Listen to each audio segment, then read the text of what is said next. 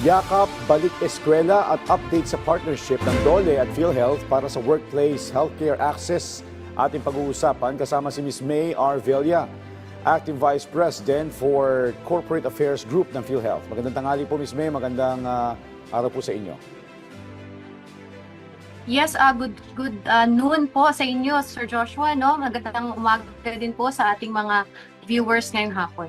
Alright. Ms. May, sa pagbubukas po ng klase, paano po makatutulong itong programang Yakap ng PhilHealth para po matiyak na malusog at handa ang mga mag-aaral, guro at kawani po ng DepEd sa pagbabalik eskwela? Yes, malaki po ang may tutulong ng PhilHealth, Sir Joshua, sa ating pong mga mag-aaral at lalong-lalo na po sa ating mga magulang, no, at ating mga teachers at mga empleyado po ng mga paaralan. Ang PhilHealth Yakap po kasi ay talagang mas pinalawak at pinalaki po natin ang ating mga benepisyo at pinalapit na rin po natin ito sa ating mga paaralan, lalong-lalo na ngayon na nagpupunta na po kami sa mga paaralan mismo, gumagawa po kami ng Yakap Caravan para po mas madaling matukoy at matugunan ang mga umpisa pa lang po ng karamdaman.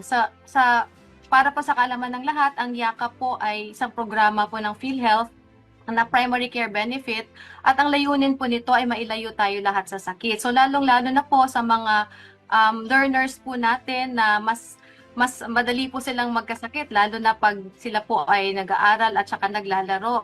So ang PhilHealth po ay nag-accredit na rin ng mga Yakap clinics at ito po ang iba po dito ay based mismo sa ating mga DepEd schools. Yan. At sa Yakap din po, makukuha natin ang mga libreng serbisyo kagaya po ng libreng konsultasyon, libreng gamot, at of course, yung mga diagnostic procedures po at cancer screening tests.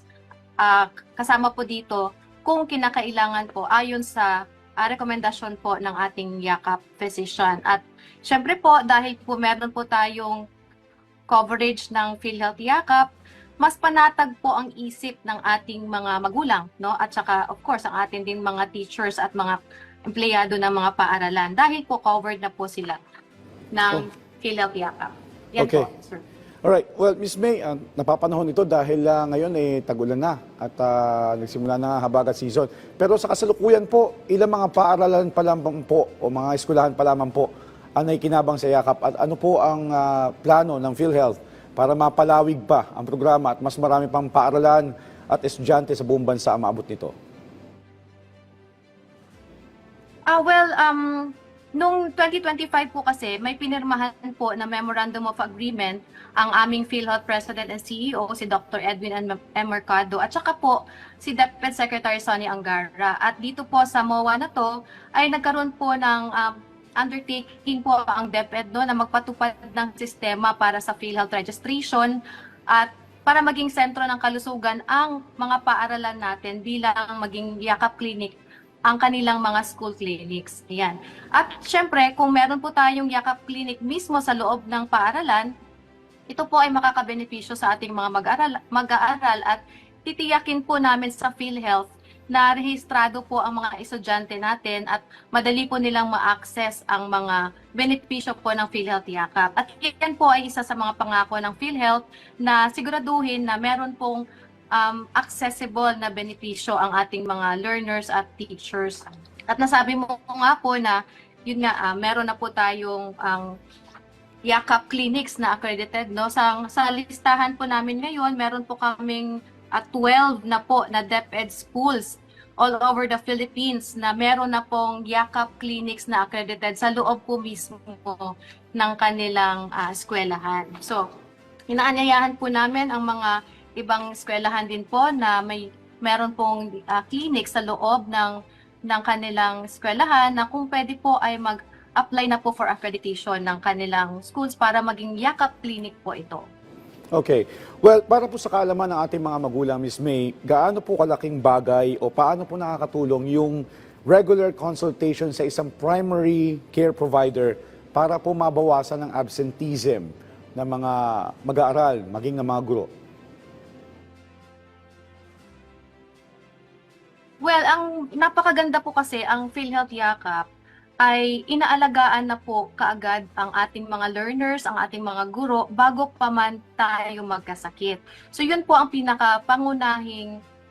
pangunahing objective po ng ating yakap. Pero kung talaga pong kailangan na po ng paunang lunas, no, primary care para sa ating mga learners at teachers, ay nandyan din po, cover din po tayo ng ating yakap benefits. Importante po na inaalagaan tayo ng ating yakap clinics at ating yakap physicians, kasi kung tayo po ay nagkakaroon na ng regular check-up at saka meron na pong nag-aalaga sa atin, ay mababawasan talaga po ang pag-a-absent ng ating mga mag-aaral at pag-a-absent din po ng mga magulang sa kanilang mga trabaho dahil po kailangan nilang alagaan ang kanilang mga anak. So yun po ang isa sa mga benepisyo ng pag-a-avail po at pagkakaroon ng isang yakap clinic sa mga DepEd schools. Okay. Sa ibang usapin naman po, Ms. May, ano po ang update natin sa partnership ng PhilHealth at DOLE para sa access naman ng mga manggagawa sa serbisyong pangkalusugan habang nasa kanilang mga trabaho? Yes, magandang natanong po ninyo yan, Sir Joshua. No? Kasi ang PhilHealth din po at saka ang DOLE ay nagkaroon din po ng kasunduan or Memorandum of Agreement, no, upang mapangalagaan ang kalusugan ng ating mga manggagawa. At kasama po dito sa Memorandum of Agreement na to ay ang pagpapalawak po ng yakap clinics doon din mismo sa pinagtatrabahuan ng ating mga manggagawa. So kung meron pong corporate clinic sa loob mismo ng tanggapan, ay sana po ay magpa-accredit na po sila. At madami-dami na rin po kaming na-accredit na mga clinics ng mga corporations at saka ng ating mga tanggapan. At sa pamamagitan din po ng kasunduan nito, kinikilos na po ng DOLE ang mga employer at union upang isama po ang yakap sa kanilang mga internal wellness ecosystem na tinatawag natin.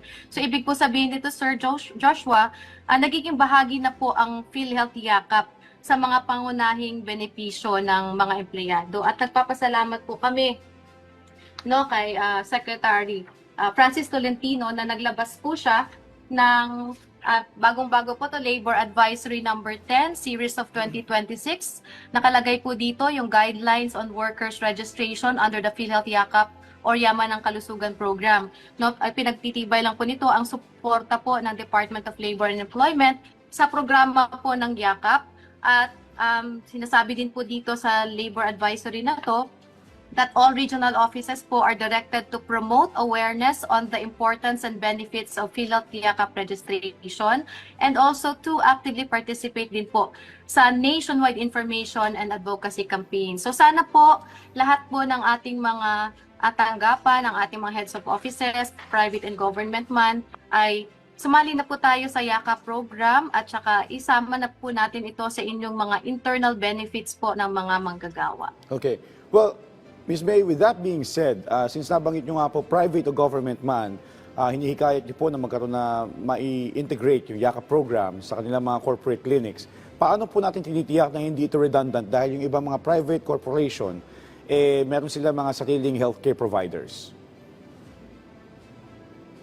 Yeah, ang ibig niyo sabihin, Sir Joshua, may mga HMO na po ang ating ibang mga corporations at mga companies. So tama, mabuti po natanong ninyo yan dahil sa ngayon po, ang PhilHealth ay nakikipag-usap na po sa mga HMOs para po magkaroon po tayo ng complementation ng mga benefits at maiiwasan po natin yung mga redundant benefits, no?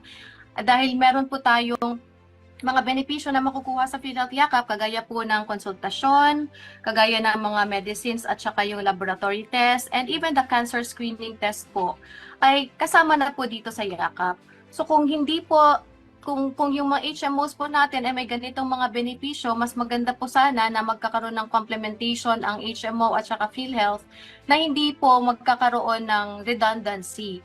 Kaya pinag-uusapan na po ito at very soon po, I hope na makalabas na po kami ng kaukulang polisiya para po dito. At ito naman po ay para naman sa benefit naman ng ating mga manggagawa. Okay. Well, Ms. May target ba tayo o may target ba ang PhilHealth kung ilang manggagawa ang nais nyong ma-enroll dito nga sa yakap program ngayong taon? Lalo na po sa mga rehiyon sa ating bansa na may malaking bilang ng mga empleyado. Actually, sir, Sir Joshua, ang gusto sana namin halos lahat po ay pwede na nating makover. Kaya lang po, hindi natin magagawa ngayon dahil nga po napakadami po talaga ng ating populasyon at ang coverage po ng PhilHealth ay ang buong Pilipinas.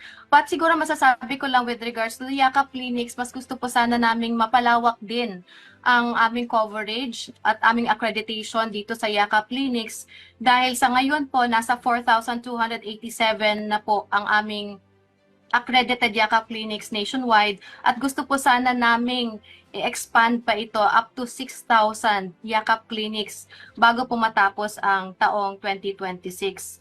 At yun na po, sana po ay with your help dito po sa PTV, sana makarating po ito sa ating mga heads of offices, no, sa ating mga company presidents at sana po ay ibigay na po natin yung benepisyong ito para sa ating mga empleyado. Kayo po sana mismo ay mag-actively participate dito sa Yakap program. Bukas po ang opisina ng PhilHealth para po sa inyo. Lahat ng aming local health insurance offices po ay willing po to assist lahat po ng ating mga offices.